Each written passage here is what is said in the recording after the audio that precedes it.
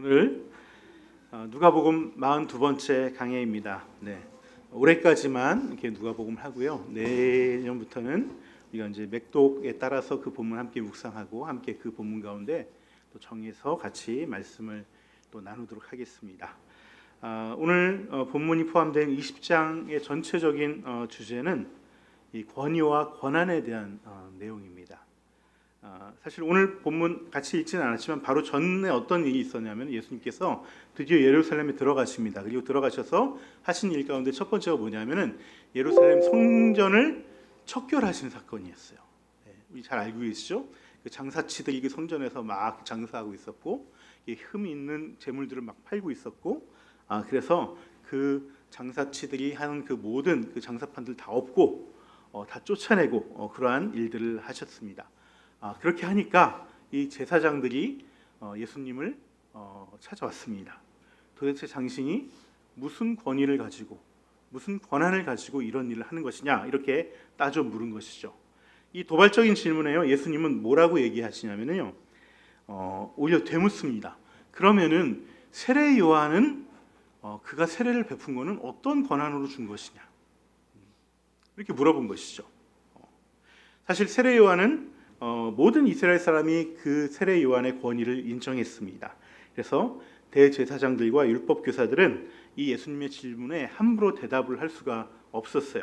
왜냐하면 요한의 권위가 하늘로부터 받은, 하나님이 부여해 주신, 하나님에게 권위를 부여받은 그런 권위를 세례 요한을 인정하면 동시에 어떻게 되냐면 세례 요한이 인정했던, 나는 이분을 신들매도 신발도 내가 이렇게 신겨드리기 부족한 사람이다라고까지 고백을 했는데, 그렇게 되면 당연히 예수님을 인정하는 것이 되는 것이기 때문에 세례 요한을 또 인정할 수가 없는 것이죠.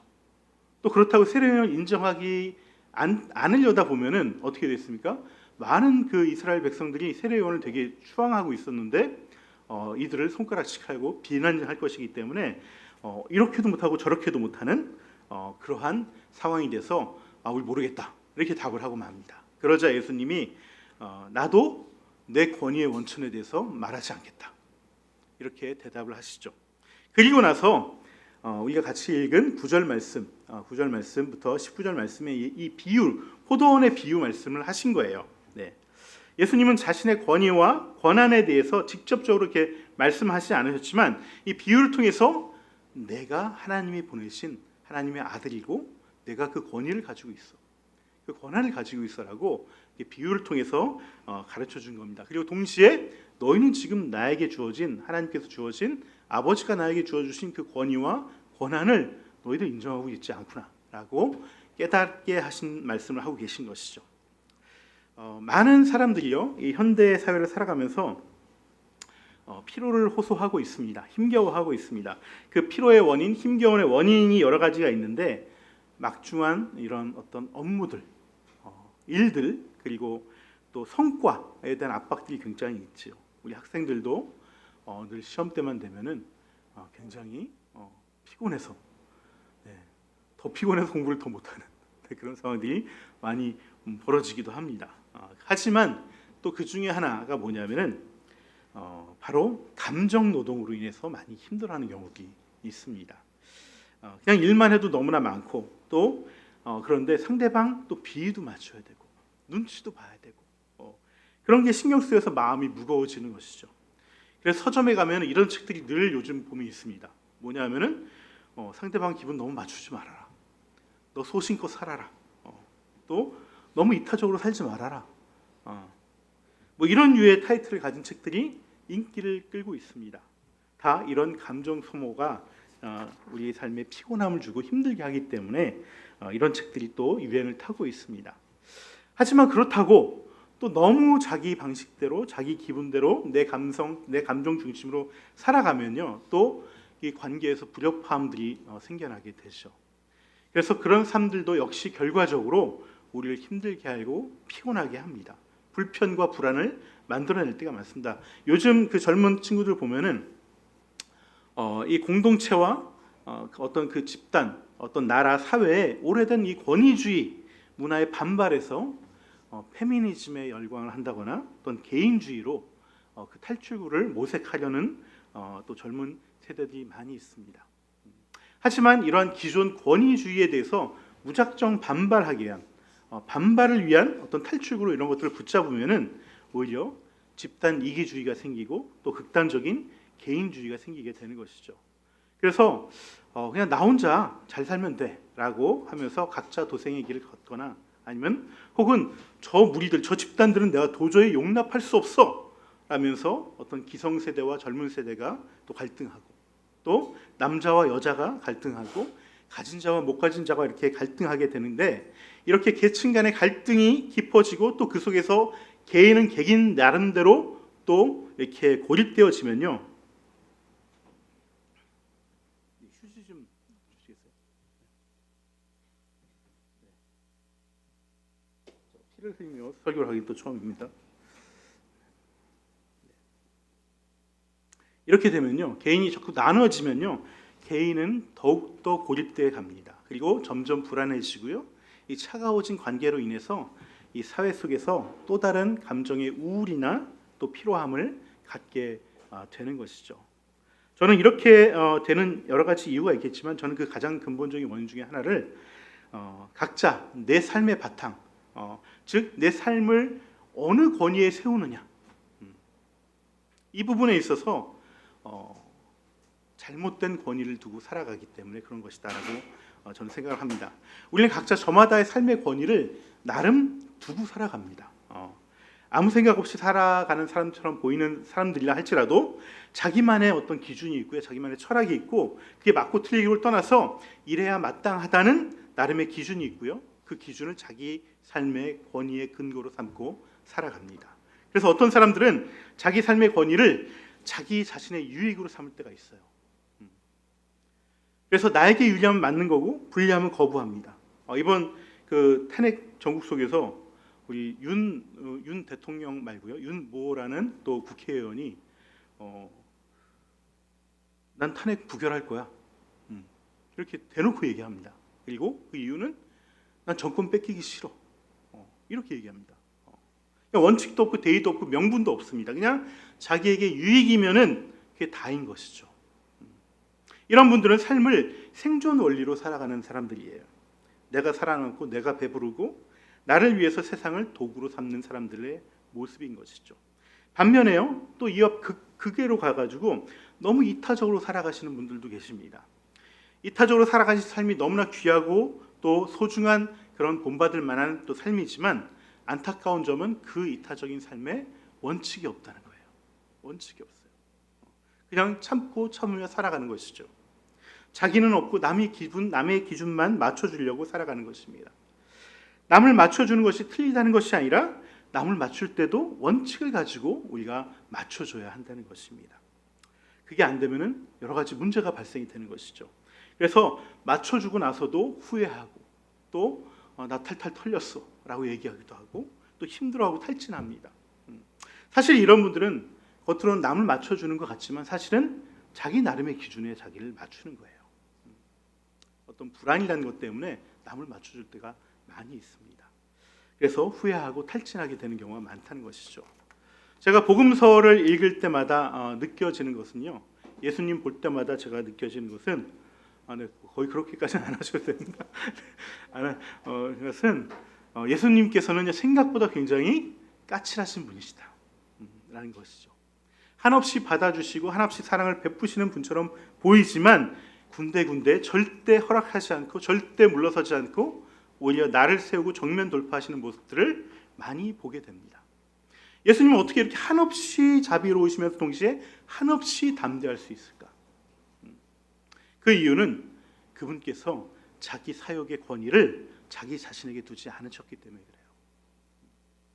그러면 주님은 자기 자신의 그 권위를 어디에 두셨을까요? 여호와 하나님에게 자기 자신의 권위를 두셨을까요? 그 원천을 하나님에게 두셨을까요? 아니면 예수님도 하나님이시기 때문에 자기 자신에게 권위 원천을 두시고 사역을 하셨을까요? 저는 둘 다 맞기도 하고 둘 다 틀리기도 하다라고 저는 생각을 합니다. 주님께서요 늘 입버릇처럼 말씀하신 것이 있습니다. 그것은 뭐냐면은 나는 하나님의 아들이라는 거예요. 하나님의 아들. 만군의 여호와 하나님이 내 아버지다. 그래서 그분 뜻대로 내가 행하려고 하는 나는 옳다는 것입니다. 옳다는 거예요. 예수님은 자기 자신이 하신 모든 일의 권위가 아버지 하나님께 있고 또 아버지로부터 그 권한을 내가 받았다는 명확한 권위의 기준과 그 원천이 어딘지를 알고 계셨습니다. 만약에 예수님께서요, 이 권위의 기준과 원칙이 없으셨다면 예수님도 십자가에 달리시기 전에 이미 탈진하셨을 것입니다. 여기서 중요한 것은요, 예수님이 자신의 권위를 그냥 하나님이 아니라요, 아버지 하나님에게 두셨다는 것이 포인트입니다. 하나님은 절대 창조주다, 절대 신으로서 어떤 율법적으로 따르고 순종한 것이 아니라 그 하나님을 아버지로 모시고 아버지와 아들의 관계 속에서 자신의 권위의 원천을 거기다 두셨다는 거예요.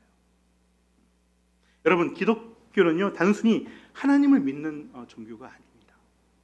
하나님을 믿는 종교는 크게 세 가지가 있죠. 유대교가 있고요, 이슬람교가 있고 기독교가 있습니다. 이 세 가지 종교 모두 하나님을 믿습니다. 그리고 공통적으로 구약 성경을 자기네 경전으로 삼고 있습니다. 하지만 우리가 믿는 기독교, 즉 그리스도교는요, 예수님이 하나님의 아들이심을 믿는 종교예요. 아들이심을 믿는 종교. 이 말은 우리가 예수님이 하나님의 아들이심을 믿음으로 인해서 우리 역시 하나님의 아들이라는 것을 믿는 것입니다. 여러분, 이것을 꼭 놓치지 마셔야 됩니다.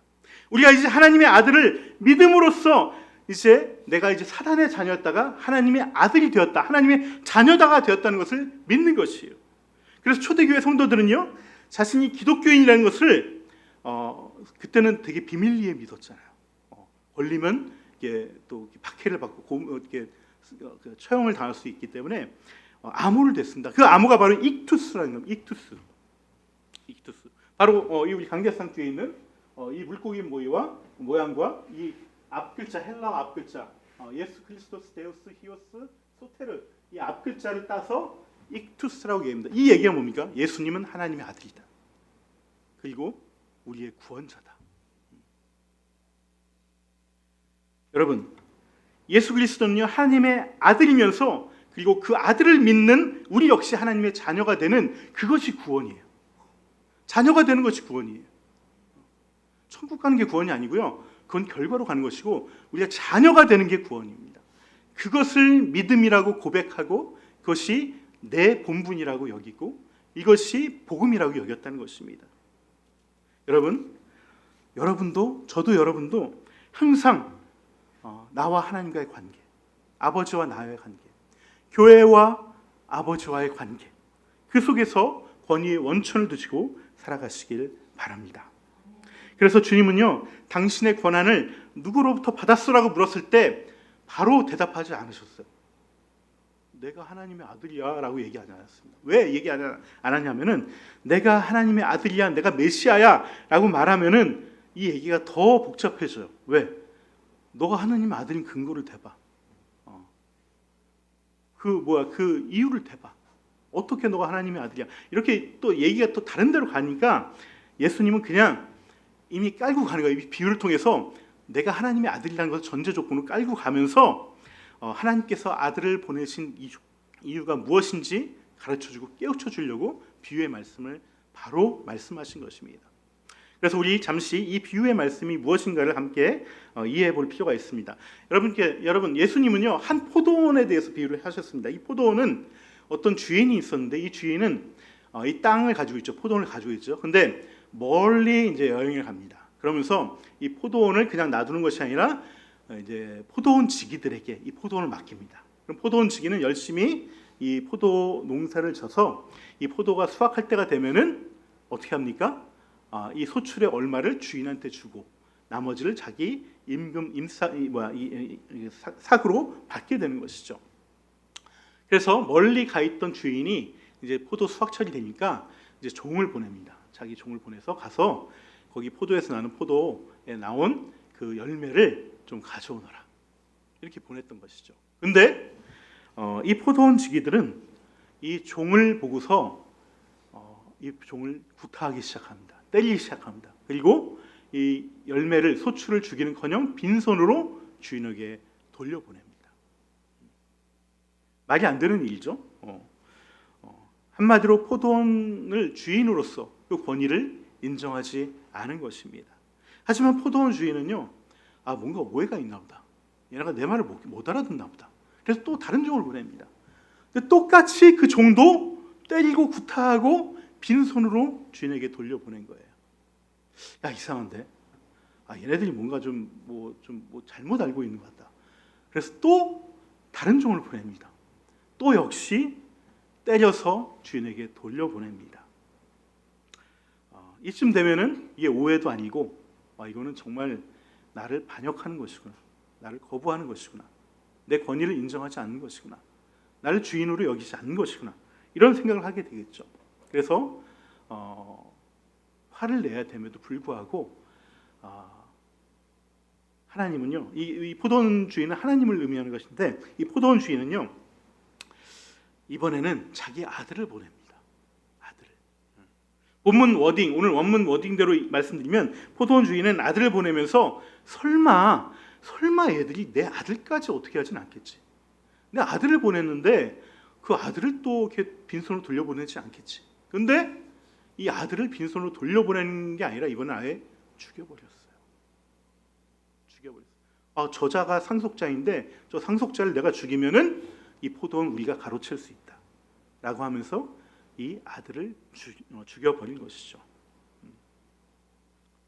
이쯤 되면 포도원 주인은 어떻게 하겠습니까?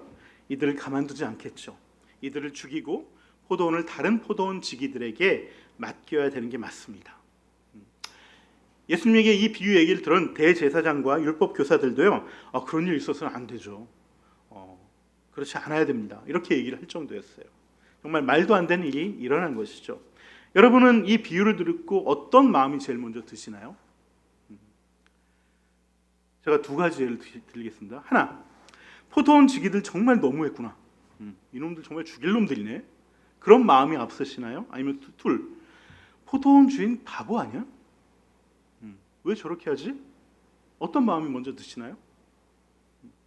아마 대부분 저를 포함한 현대 독자들은요, 이 포도원 지기들이 너무하다. 어떻게 사람까지 죽이냐? 이거 악한 놈들이다. 이놈들 심판 받아야 된다. 이런 마음이 더 들 거예요.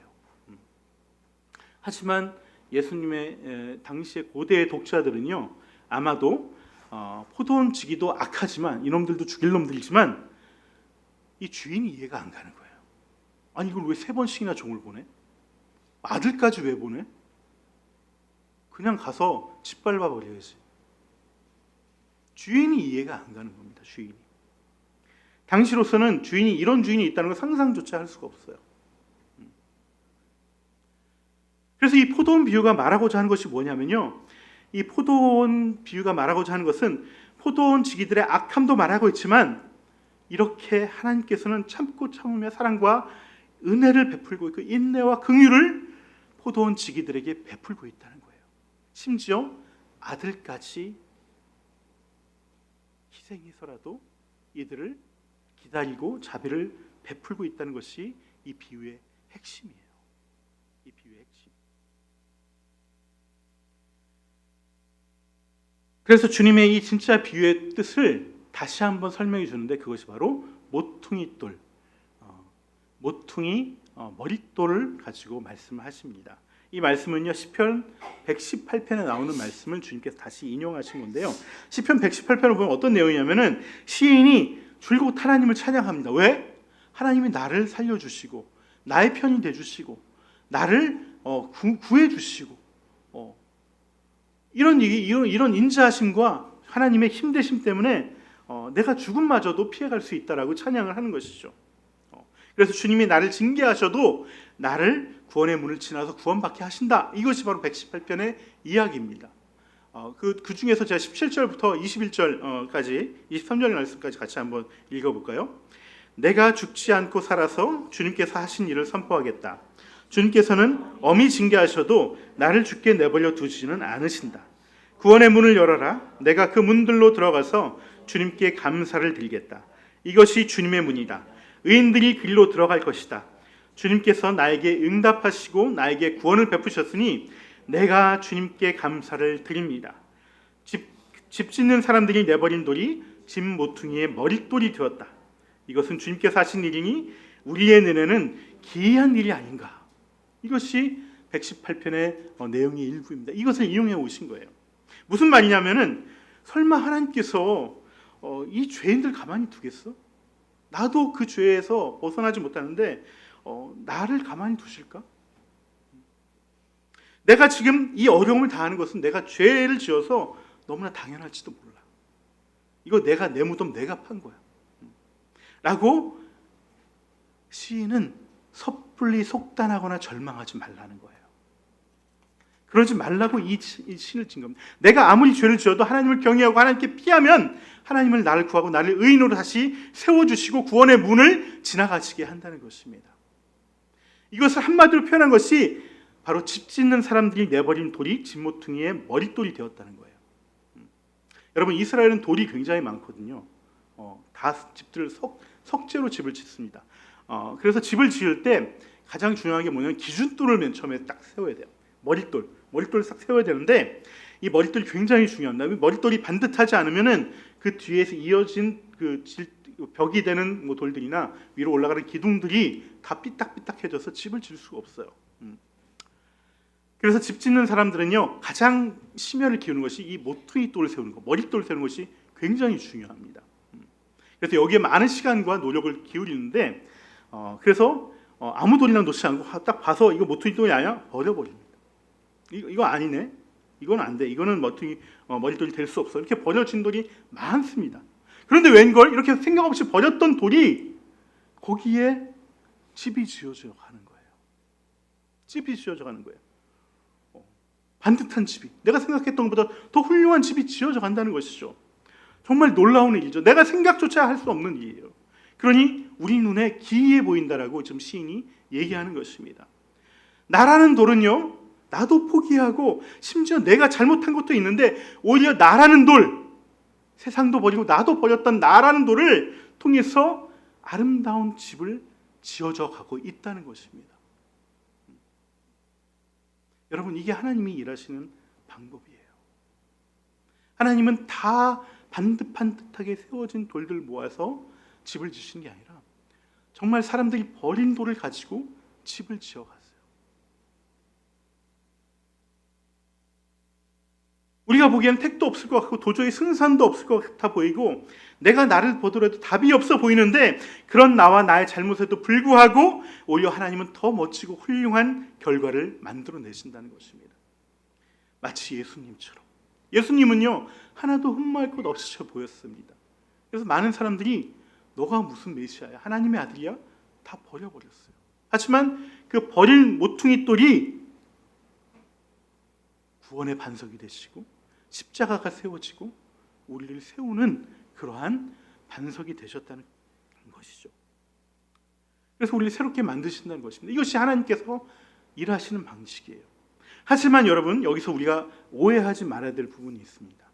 오해하지 말아야 될 부분. 이건 뭐냐면요, 이 말은요, 내가 내 마음대로 하고 죄를 지어도 하나님이 다 바꾸어 놓으신다는 말이 아닙니다. 예수님이 오늘 본문에서 이 모퉁이돌이 하는 일에 대해서 정의해 놓으신 말씀이 있죠. 오늘 주보에 이 묵상 구절로 제가 올려놨습니다. 우리 같이 읽어볼까요? 그러면 집 짓는 사람들이 버린 돌이 집 모퉁이의 머릿돌이 되었다 하고 기록된 말은 무슨 뜻이냐? 이걸 다시 해석해 주시는 거예요. 시편 말씀을 해석해 주시는데 뭐라고 했냐면 누구든지 그 돌 위에 떨어지면 그는 부스러질 것이요 그 돌이 어느 사람 위에 떨어지면 그를 가루로 만들 것이다. 이 모퉁이 돌에 누가 떨어지면 그야말로 산산조각 부서진다는 거예요. 박살이 난다는 것입니다. 다른 말로 얘기하면요, 모퉁이 돌은 주님을 얘기하는 거예요. 버린 돌, 주님이십니다. 구약의 시인은 자기라고 얘기했지만 그것을 예수님은 또 자기라고 얘기하는 거예요.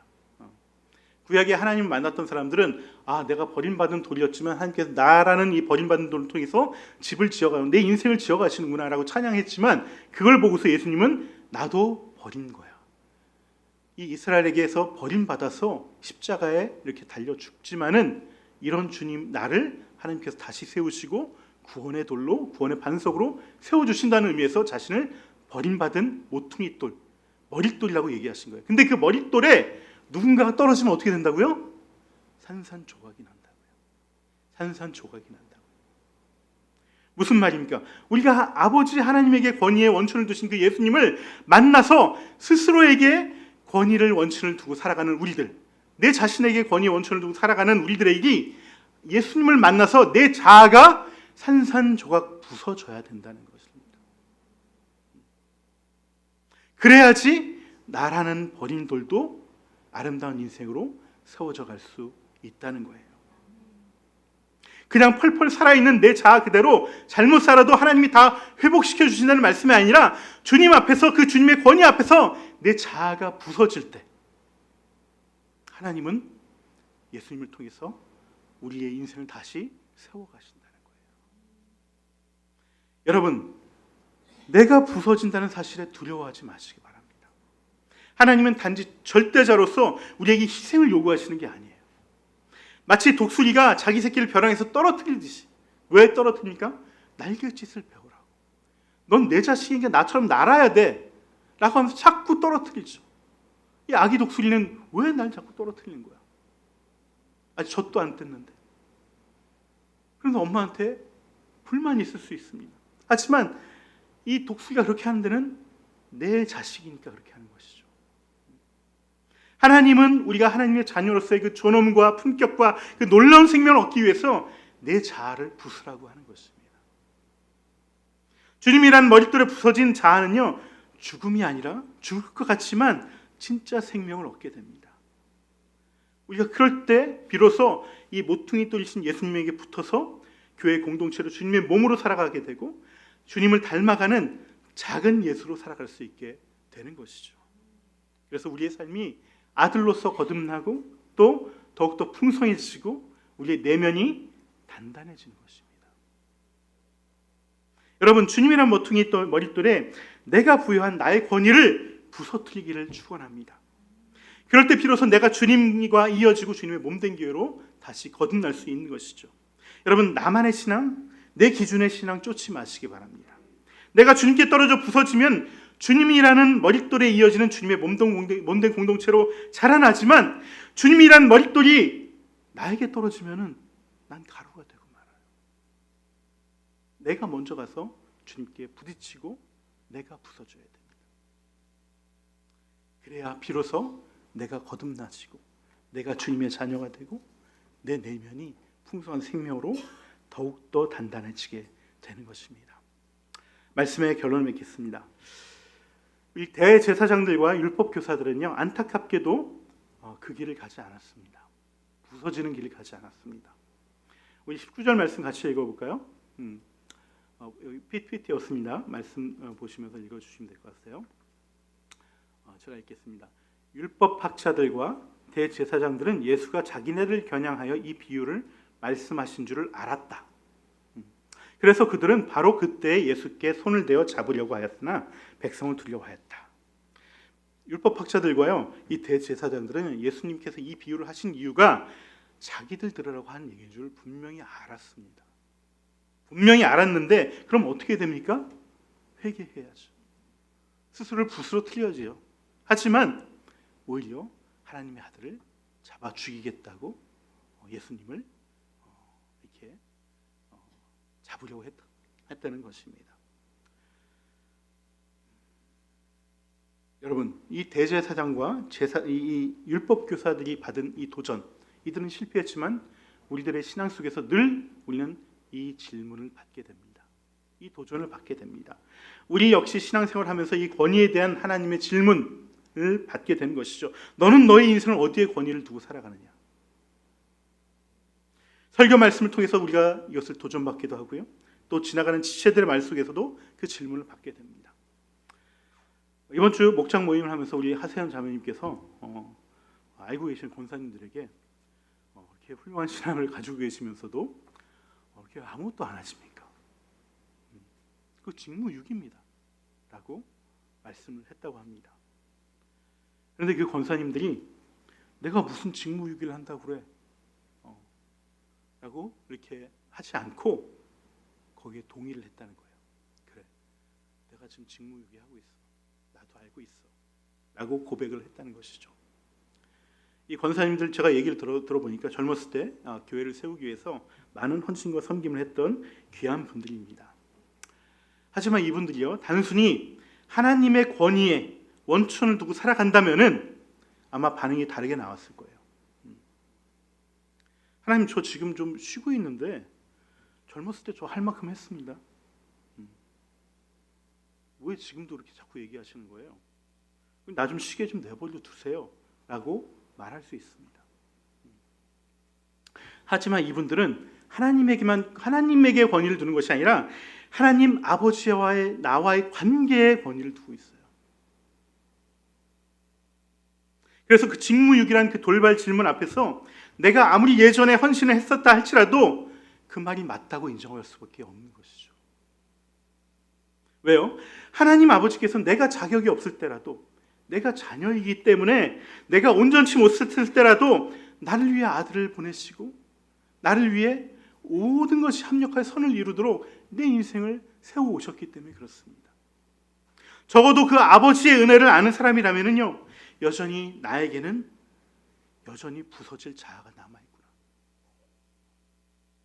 그 머릿돌 앞에서 내가 부서져야 될 것이 아직도 남아있구나 라고 그것을 깨닫고 그 남은 자아를 부수러 머릿돌이신 예수님께 달려갈 수밖에 없는 것입니다.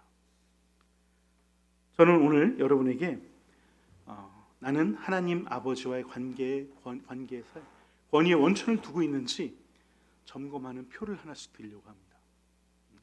그 표는 신앙 점검표가 아니고요, 내년도 섬김에 대한 자원서입니다. 내가 주님의 몸된 공동체에 몸을 담고 있다면 나는 주님의 몸으로서 이 섬김을 할 것입니다. 적어도 한 가지는 하겠습니다. 아니, 한 가지가 아니라 이 교회가 필요로 하고 이 공동체가 필요로 한다면, 주님이 원하신다면 두 가지, 세 가지라도 하겠습니다. 내가 더 부서지더라도 주님이라는 모퉁이 돌에 내가 붙어서 주님의 몸된 공동체를 이루어 가겠습니다. 그리고 거기선 내 생명을 더욱더 풍성하게 만들고 거기서 내 삶의 원천을 확인하면서 더 단단하게 성장해 나가겠습니다라는 고백을 하는 자원서입니다. 여러분, 이 표를 받으시고 한 분 한 분 기도하시면서 적어도 교회 온 지 1년 가까이 이상 되신 분들은, 또 그렇지 않다 할지라도 감동이 있으신 분들은 이 섬김을 통해서 내 삶의 권위의 원천이 주님께 있습니다라고 고백하는 저와 여러분이 되면 좋겠습니다.